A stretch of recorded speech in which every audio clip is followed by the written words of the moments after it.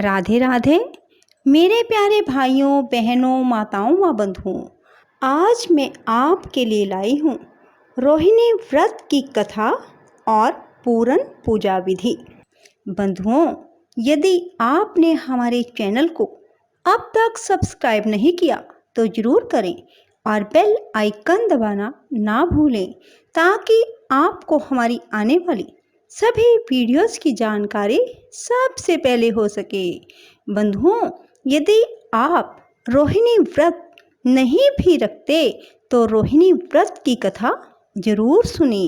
इस कथा को सुनने मात्र से आपके जीवन में पूर्णतः सुख शांति आएगी और आपके यहाँ धन की कमी नहीं रहेगी। रोहिणी व्रत वैसे तो जैन समुदाय के लोग करते हैं, पर इसे हम सब लोग भी रख सकते हैं। जैन समुदाय की धार्मिक मान्यताओं के अनुसार कुल 27 नक्षत्रों में से एक रोहिणी नक्षत्र होता है। यह व्रत रोहिणी नक्षत्र के हर महीने में आता है। माना जाता है कि यह व्रत उस दिन रखा जाता है जब रोहिणी नक्षत्र सूर्योदय के बाद प्रबल होता है। जैन परिवारों की महिलाओं के लिए तो इस व्रत को करना जरूरी माना गया है और महिलाएं ही नहीं बल्कि पुरुष भी इस व्रत को कर सकते हैं। यह व्रत रोहिणी देवी से जुड़ा हुआ है। इस दिन विधि विधान से पूजा की जाती है। इस पूजा में जैन धर्म के लोग भगवान वासुपूज्य की पूजा करते हैं। महिलाओं के लिए इस व्रत को करने का उद्देश्य अपने पति की लंबी आयु व स्वास्थ्य है। कहा जाता है कि महिलाओं को इस व्रत को करने से ईर्ष्या द्वेष जैसे भाव दूर होते हैं, जीवन में धन धान्य और सुखों में वृद्धि होती है। रोहिणी व्रत की पूजा विधि इस प्रकार है। महिलाएं इस दिन सुबह जल्दी उठती हैं और नहाने के बाद पूजा की तैयारी करती हैं।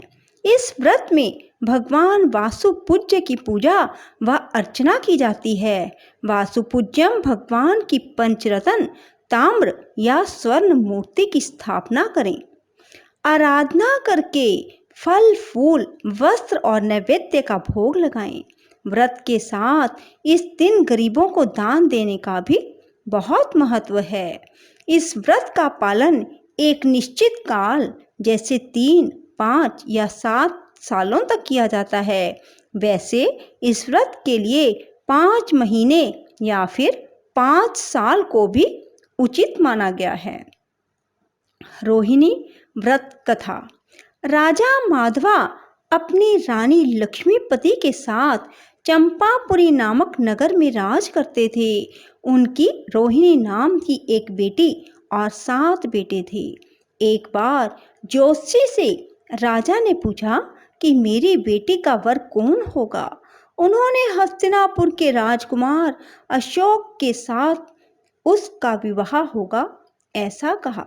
तब राजा ने स्वयंवर के आयोजन किया जिसमें रोहिणी ने राजकुमार अशोक का वरण किया और दोनों का विवाह हो गया।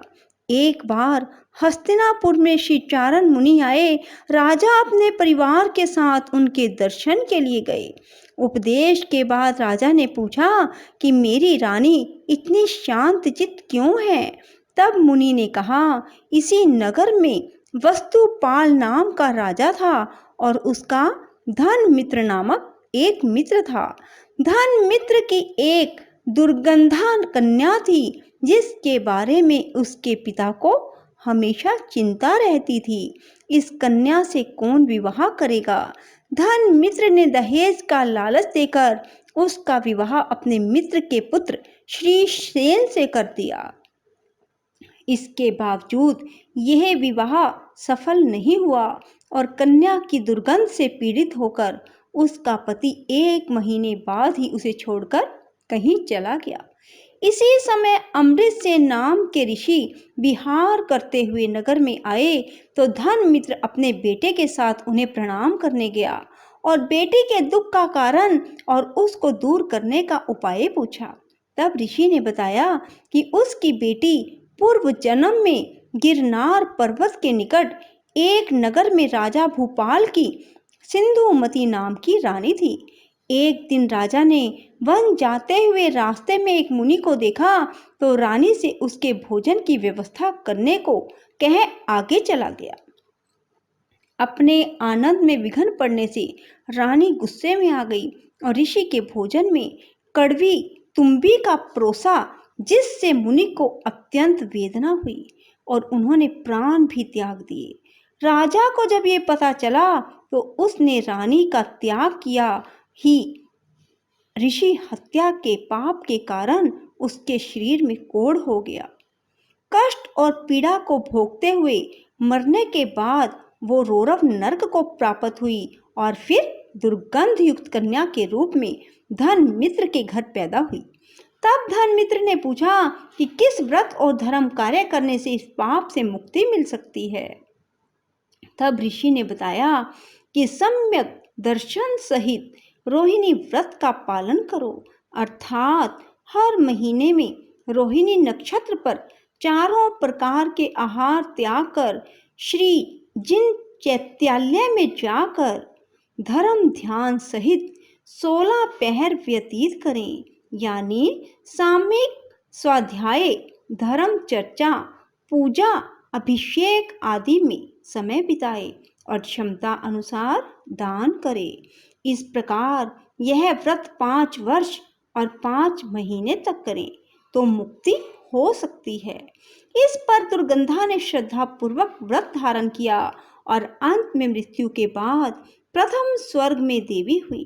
इसके बाद जन्म लेने पर राजा अशोक की रानी बनी। तब अशोक ने अपने बेटे के बारे में पूछा तो मुनि ने कहा कि पूर्व जन्म में भील होते हुए उसने एक मुनि पर घोर उपसर्ग किया था, इसलिए मरकर नरक में गया और फिर अनेक कुयोनियों में भ्रमण करता हुआ एक वणिक के घर अत्यंत घृणित शरीर वाले पुत्र के रूप में जन्म लिया।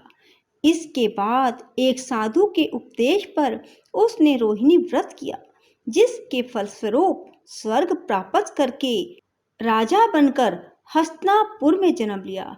तब से मान्यता बनी जैसे राजा अशोक और रानी रोहिणी ने रोहिणी व्रत के प्रभाव से स्वर्ग आदि सुख भोग कर मोक्ष प्राप्त किया, उसी तरह जो भी यह व्रत करेगा वे सभी सुखों को प्राप्त करेगा।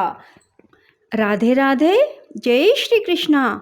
बंधुओं, यदि आपको हमारी वीडियो पसंद आए तो इसे लाइक करें और शेयर भी जरूर करें। धन्यवाद।